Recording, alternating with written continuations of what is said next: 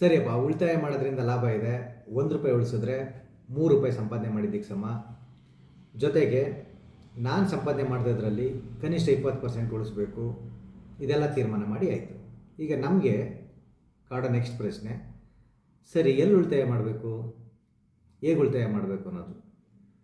ಹೇಳ್ತೀನಿ ಕೇಳಿ. ಮೊದಲಿಗೆ ನೀವು ಹತ್ರದಲ್ಲಿ ಏನಿದೆ, ಪೋಸ್ಟ್ ಆಫೀಸ್ ಇದೆಯಾ, ಬ್ಯಾಂಕ್ ಇದೆಯಾ, ಕೋಆಪರೇಟಿವ್ ಸೊಸೈಟಿ ಇದೆಯಾ, ಹುಡುಕಿ ದಿನ ನಿಮಗೆ ಸುಲಭವಾಗಿ ಸಿಗೋ ರೀತಿ ಇರಬೇಕದು. ಅಲ್ಲೋಗಿ ಒಂದು RD ಅಕೌಂಟ್ ಓಪನ್ ಮಾಡಿ. RDಯಲ್ಲಿ ನಿಮ್ಮ ಸಂಪಾದನೆ ಪ್ರಕಾರ, ನಿಮಗೆ ದಿನದ ಸಂಪಾದನೆ ಇದ್ದರೆ ದಿನ ಉಳಿತಾಯ ಮಾಡಿ, ವಾರದ ಸಂಪಾದನೆ ಇದ್ದರೆ ವಾರ ಉಳಿತಾಯ ಮಾಡಿ, ತಿಂಗಳ ಸಂಬಳ ಇದ್ದರೆ ತಿಂಗಳಿಗೊಂದ್ಸರಿ ಉಳಿತಾಯ ಮಾಡಿ.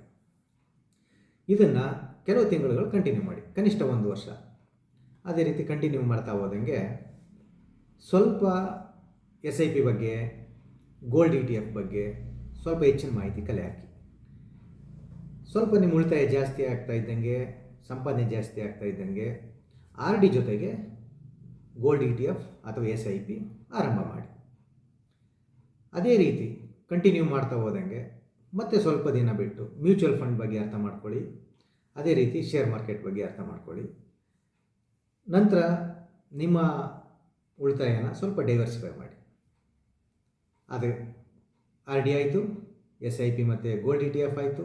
ಈಗ ಮ್ಯೂಚುವಲ್ ಫಂಡ್ ಮತ್ತು ಶೇರ್.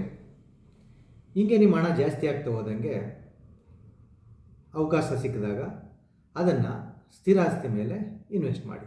ಸ್ಥಿರ ಆಸ್ತಿ ಅಂದ್ರೇನು? ಸೈಟ್ ಇರ್ಬೋದು, ಮನೆ, ಕೃಷಿ ಭೂಮಿ, ಈ ಥರ ಯಾವುದಾದ್ರೂ ಒಂದು ಆಸ್ತಿ ಮೇಲೆ ಇನ್ವೆಸ್ಟ್ ಮಾಡಿ.